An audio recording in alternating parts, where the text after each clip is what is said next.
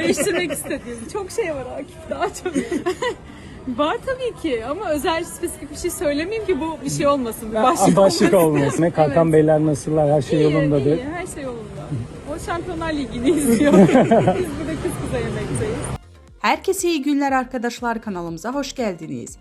Beden dili dersi alan Hande Erçel, sayfanın haberine göre Hande Erçel bir yıldır haftada 10 saat İbrahim Çelik ile çalışıyor. Bazı yabancı oyuncuların online derslerine katılan güzel oyuncu, aynı zamanda şan, diksiyon ve beden dili dersleri aldı. Günlerdir izleyicilerinin dilinden düşmeyen Erçel, yapılan yorumlarla ilgili sessiz kalmayı tercih ederken, dün akşam dikkat çeken bir paylaşım yaptı.